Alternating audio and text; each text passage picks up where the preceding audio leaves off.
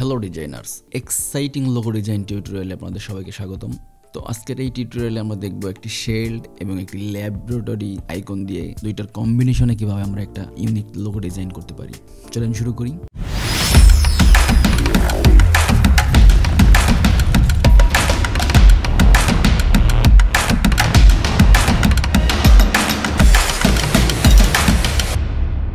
ফার্স্টে আমি আমার স্কেচটাকে আর্টবোর্ডে রেখে লেয়ারে যাব এবং এখান থেকে নতুন একটা লেয়ার ক্রিয়েট করব এবং আমার স্কেচটাকে আমি যদি একটু অপাসিটি কমাই 60% 50% এবং আমার স্কেচটাকে আমি লক করে দিলাম। এই লেয়ারটাকে আমি লিখতে পারি যে ডিজাইন। তো আমাদের ডিজাইন যে লেয়ারটা আছে এই লেয়ারটাকে সিলেক্ট রেখে মূলত এটার মধ্যেই আমরা ডিজাইনটাকে করব, এই ডিজাইনটাকে তৈরি করব। তো এটা ডিজাইনটাকে তৈরি করার জন্য সর্বপ্রথম আমি এখান থেকে নিচ্ছি ইলিপস টুল নেওয়ার পরে আমি ফার্স্টে একটা ইলিপস ড্র করলাম যেটার ফিলে আছে হোয়াইট কালার, এজন্য আপনারা কিচ্ছু দেখতে পারতেছেন না। তো এখানে আমি যদি ব্ল্যাক কালার দেই এবং কালারটাকে স্টকে নিয়ে যাই, দেন এই ইলিপসটার উপরে মাউসটা রেখে কিবোর্ড থেকে অল্টার প্রেস করে শিফট প্রেস করে যদি একটা ড্র্যাগ করে কপি করি এবং এগেইন আমি আবার একটা কপি করি এবং এই দুইটাকে করি কন্ট্রোল জি দিয়ে গ্রুপ, কিবোর্ড থেকে কন্ট্রোল জি এবং তিনটাকে ড্র্যাগ করে ধরে এইটার উপরে সিলেক্ট রেখে অ্যালাইন করি মিডিল অ্যালাইন এবং নিচের যে ইলিপসটা আছে যেটাকে আমরা গ্রুপ করিনি সেটাকে ড্র্যাগ করে উপরে নিয়ে একেবারে যখন মিডিল সিনআপ করতেছে ইলিপসের এই প্রান্তটা একেবারে মিডিলে আছে, এই যে সেন্টার দেখালো, তখন কিন্তু আমরা এখানে ছেড়ে দিলাম। এই স্মার্ট গাইডটা যদি আপনারা না পান আপনাদের আর্টবোর্ডে, তখন আপনারা চলে যাবেন ভিউতে যে স্মার্ট গাইড এটা অন করে নেবেন। তো এখন আমি এই সমস্ত ইলিপসগুলোকে ড্র্যাগ করে সিলেক্ট করলাম সিলেকশন টুল নিয়ে এবং তারপরে ক্লিক করলাম শেপ বিল্ডার টুলে ক্লিক করে আমি এখন দেখেন এখানে সিনআপ করলে কিন্তু যেটা অ্যাড হবে কিংবা মাইনাস হবে, মাইনাস করার জন্য কিবোর্ড থেকে অল্টার প্রেস করে এভাবে জাস্ট শুধু ড্র্যাগ করতেছি। এখন কিন্তু আমাদের এখানে দুইটা শেল্ড তৈরি হয়ে গেল। তো একটা শেল্ড আমাদের লাগতেছে না, তো এটাকে ডিলিট করে দিলাম এবং আরেকটা শেল্ড নিয়ে এসে আমি কিন্তু আমাদের এই শেল্ডের এখানে বসাই দিলাম এবং অ্যাডজাস্ট করে নিলাম সাইজটাকে। ওকে, এখন আমাদের তৈরি করতে হবে এই ল্যাবরেটরি যে আইকনটা আছে এইটাকে তৈরি করার জন্য আমি এখান থেকে পলিগনে সিলেক্ট করলাম এবং এখানে একটা পলিগন ড্র্যাগ করে আমি কিন্তু এটাকে ছাড়ি নেই, মাউসটাকে এভাবে ধরে রাখছি, ধরে রেখে আমাদের কিবোর্ড থেকে যে ডাউন অ্যারো আছে এটাকে যদি ডাউন করি তাহলে এটা কিন্তু কমতে থাকবে, আর যদি এটাকে বাড়াই তাহলে কিন্তু আমাদের এই কর্নারগুলো বাড়তে থাকবে। তো আমি এখানে ডাউন করে যখন 3টি কর্নার হলো তখন আমি এটাকে ছেড়ে দিলাম এবং এইটাকে নিয়ে এসে আমাদের এই ল্যাবরেটরির যে আইকনটা আছে এটার সাথে অ্যাডজাস্ট করার চেষ্টা করব এবং এটাকে ধরে এই দুইটাকে ধরে যদি অ্যালাইন করি তাহলেই কিন্তু হয়ে গেল এবং এইটাকে একটু জুম করে বড় করে দিলাম ড্র্যাগ করে। এখন আমি আমাদের টোটাল যে স্টক আছে স্টকের সাইজটাকে নির্ধারণ করে দেই কত পিটি দিলে ভালো লাগে। তো আমি মনে করি 25 দিলে মেবি ভালো লাগবে, 25 দিলাম এবং এই যে আমরা স্টক দিয়ে শেপ তৈরি করলাম এইটাকে যদি অপাসিটি কমিয়ে দেই এই কার্ভ দেখার জন্য, তো এই শেপটাকে সিলেক্ট করে আমরা ক্লিক করব ডিরেক্ট সিলেকশন টুল এবং এখানে একটা ক্লিক করব এই পয়েন্টে, কিবোর্ড থেকে শিফট প্রেস করে এই পয়েন্টে একটা ক্লিক করব এবং যদি ড্র্যাগ করি, এটা কিন্তু আমি ধরে নেই এজন্য এটা ড্র্যাগ হচ্ছে না, ড্র্যাগ করলে কিন্তু আমাদের নির্দিষ্ট পরিমাণ কার্ভ আমরা নিয়ে নিলাম। তো এখন কার্ভ নেওয়ার পরে আমাদের জাস্ট বাকি আছে এই শেপটুকু, এটা আমরা ম্যানুয়ালি করি। ওকে, এবং এইটাকেই রিফ্লেক্ট করে আমরা ডান সাইডে দিয়ে দেব। এই শেপটাকে আমি সিলেক্ট করলাম এবং রাইট বাটন ক্লিক করে ট্রান্সফর্ম থেকে রিফ্লেক্ট আমরা কিন্তু ভার্টিক্যালি রিফ্লেক্ট করব এবং এখানে কপি দিব, কপি দিলে আমাদের এইটা কপি হয়ে ডান সাইডে যাবে।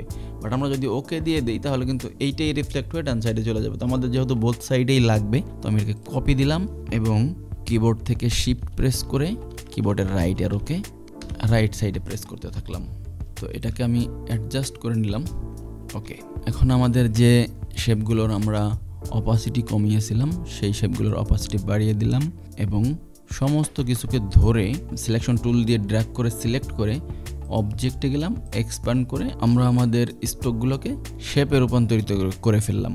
এখন দেখেন আমরা যদি সব কিছু ড্র্যাগ করে শেপ বিল্ডার টুল নিয়ে এটুকু কাটতে যাই তাহলে দেখবেন আমাদের এই শেপটাও কেটে যাচ্ছে। কারণ কি? কারণটা হচ্ছে আমাদের যে এই যে দুইটা পয়েন্ট আছে এই দুইটা পয়েন্ট নিচ পর্যন্ত আসে নাই। তো এখন আমি যদি এই দুইটা পয়েন্টকে সিলেক্ট করলাম ডিরেক্ট সিলেকশন টুল সিলেক্ট করে এবং কিবোর্ডের শিফট এবং ডাউন অ্যারো প্রেস করলাম, সেম আমি এই কাজটা বোথ সাইডেই করলাম ডাইরেক্ট সিলেকশন টুল নিয়ে শিফট প্রেস করে দুইটা পয়েন্টটাকে সিলেক্ট করে কিবোর্ড থেকে শিফট প্রেস করে ডাউন অ্যারো ক্লিক করলাম। এখন যদি আমরা আমাদের সমস্ত শেপগুলোকে ড্র্যাগ করে সিলেক্ট করি এবং শেপ বিল্ডার টুল নিয়ে যদি কিবোর্ড থেকে অল্টার প্রেস করে এভাবে জাস্ট ড্র্যাগ করতে থাকি কিংবা একটা করে ক্লিক করতে থাকি, তাহলে কিন্তু আমাদের সমস্ত অপ্রয়োজনীয় যে শেপগুলো সেগুলোকে কেটে ফেলতে পারলাম আমরা। তো এখন আমাদের ডিজাইন অলমোস্ট রেডি, কিন্তু আমাদের একটা কাজ করতে হবে, সেটা হলো আমাদের কোথায় কোথায় কাট আছে এই বিষয়টা দেখতে হবে। এটা দেখার জন্য আমরা আমাদের লেয়ার প্যানেল থেকে এটাকে আনলক করলাম, আমাদের রেফারেন্সটাকে,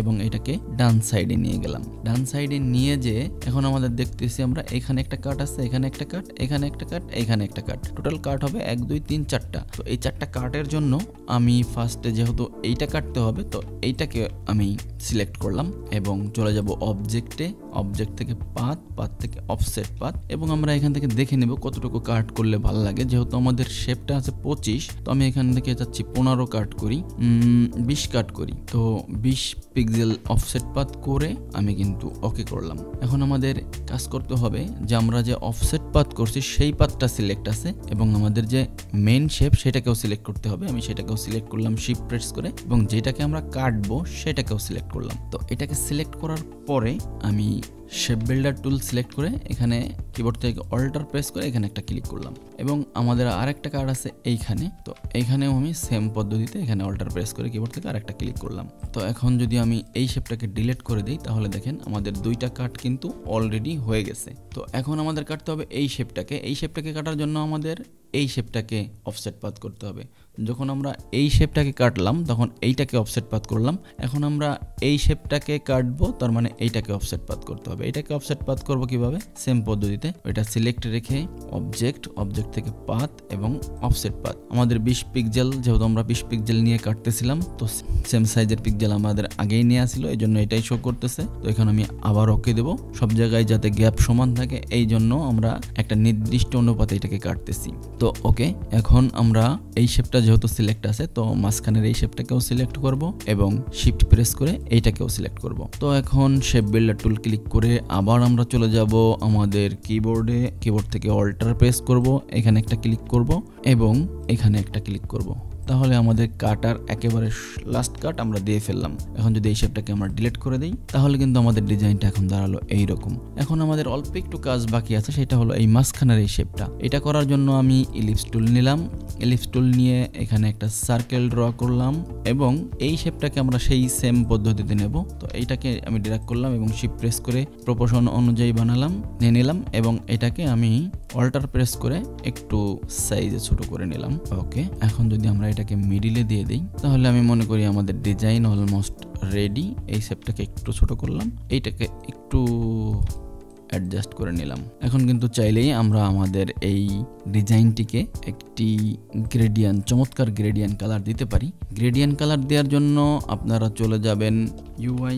গ্রেডিয়ান্ট কালার দেওয়ার জন্য আপনারা সবসময় এই কালার ওয়েবসাইটটা ব্যবহার করবেন, যেটার জন্য আমি আগে একটা টিউটোরিয়ালে বলেছিলাম যে এখানে আপনি যদি গ্রেডিয়ান্টের কম্বিনেশন না বোঝেন তখন যদি আপনি এইখান থেকে কালার নিয়ে গ্রেডিয়ান্ট কালার ইউজ করেন তাহলে আপনার আর কোনো সমস্যা নাই, প্রফেশনাল মানের কালার আপনি ইউজ করতে পারবেন এবং আপনার ডিজাইনে দিতে পারবেন। এখানে কালারের কম্বিনেশন আছে, আমি আশা করি এখান থেকে কালার নিলে আপনাকে আর কিচ্ছু করতে হবে না। তো আমি এই কালারটাকে কালারের উপরে ক্লিক করলাম এবং কপি করলাম এবং এখানে এসে আমাদের টোটাল ডিজাইনটাকে সিলেক্ট করে চলে যাব গ্রেডিয়ানে। গ্রেডিয়ান্ট দিয়ে এই গ্রেডিয়ানের এই পয়েন্টে ডাবল ক্লিক করব এবং এইখানে যে কালার কোডটা কপি করে আনলাম সেটাকে Ctrl+V করে দিলেই কিন্তু হয়ে যাবে। তো এখন আমরা আমাদের আরেকটা কালার এটাকে কপি করে আনলাম, সেম পদ্ধতিতে এই পয়েন্টে দিব এই কালারটাকে, Ctrl+V করলাম, আমাদের কালার দেয়া কিন্তু শেষ। এখন আমরা কালার গ্রেডিয়ানে সিলেক্ট করে গ্রেডিয়ান্ট টুলে